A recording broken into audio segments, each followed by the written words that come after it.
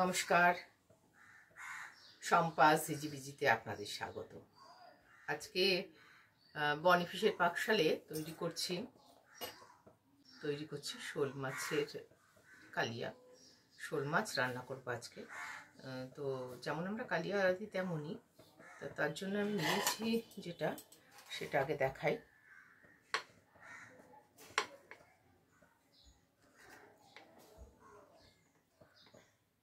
নিয়েছি শোল মাছ।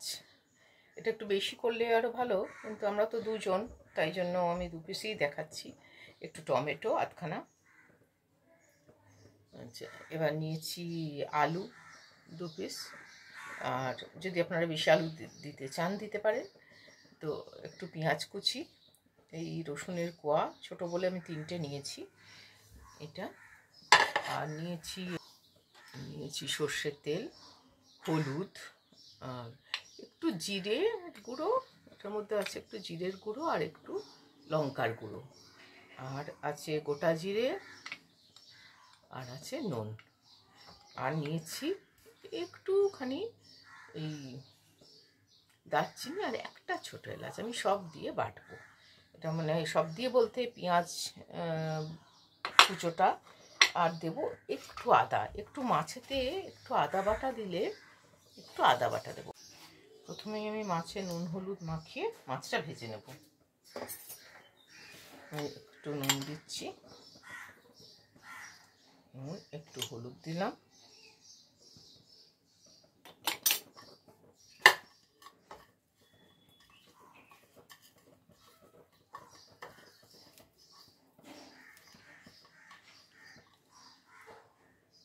মাছটা ভেজে নিচ্ছি।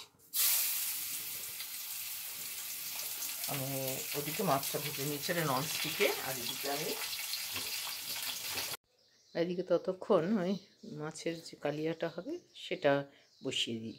আলুটা সেদ্ধ একটু সময় নিয়ে তেল দিয়েছি। এবার দেবো একটু জিরে ফোড়ন, তারপর দিয়ে দেবো আলুটা।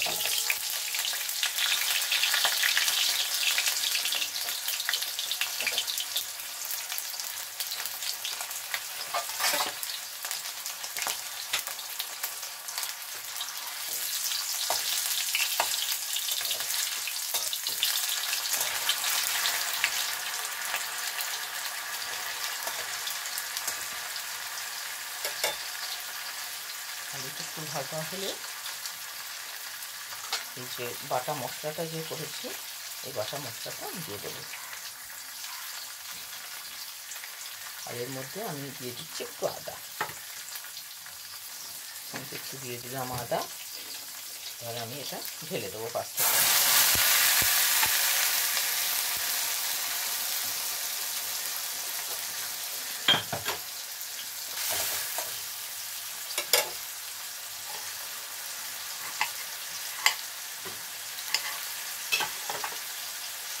দিয়ে দিলাম টমেটো কুচিটা।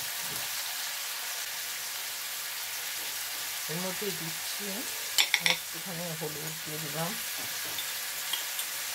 এটার মধ্যে দিয়ে দিচ্ছি হলুদ, একটু জিরের গুঁড়ো, একটু লঙ্কার গুঁড়ো, একসাথে কষা হয়ে যাবে।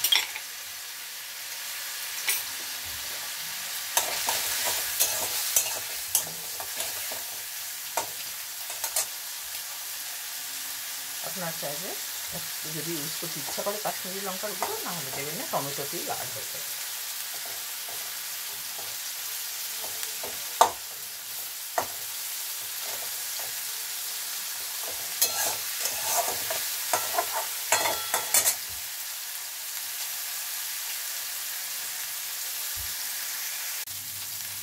এবারে এই যে তেল ছাড়া হয়ে যাচ্ছে, মশলাটা ভাজাতে তেল ছাড়া হয়ে গেছে, এটা আমি দিয়ে দিচ্ছি যে জল।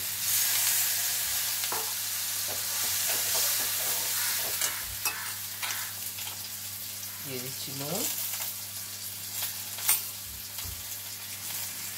এখন এটা ফুটবে, তারপরে আমি মাছটা দেবো। এই মাছটা একটু সেদ্ধ করতে হয়।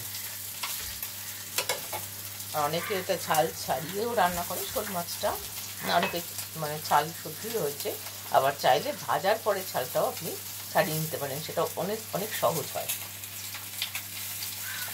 যেটা আমি এখন করবো। আর আমি এটা ছালটা ছাড়িয়েই দেবো ভাজার পরে।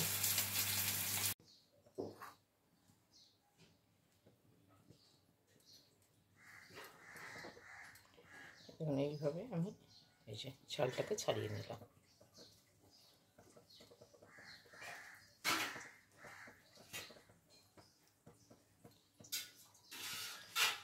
এটি ছোট্ট ছোট্ট পিসও করে, এটাকে 4টে ভাগ করেও রান্না করে।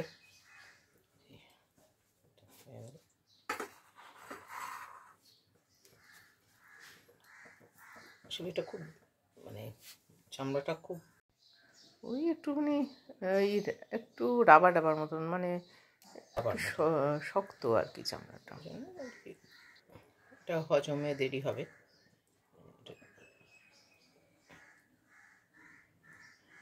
এইভাবে আমি এটাকে ছাড়িয়ে নিলাম, যে পরিষ্কার হয়ে গেল দেখুন।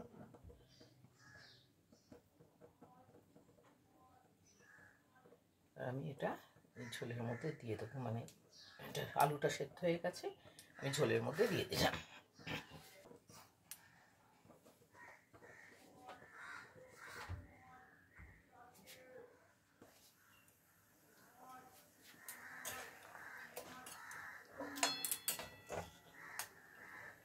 এই মাছটা একটু সেদ্ধ হতে লাগে, এই শোল মাছ বোয়াল মাছ একটু সেদ্ধ হতে লাগে, তাই আমি এটাকে আবার একটু ঢাকা দিয়ে রাখছি। আলুটা সেদ্ধ হয়ে গেছে, কিন্তু মাছটার জন্যই আমি একটু ঢাকা দিয়ে রাখছি।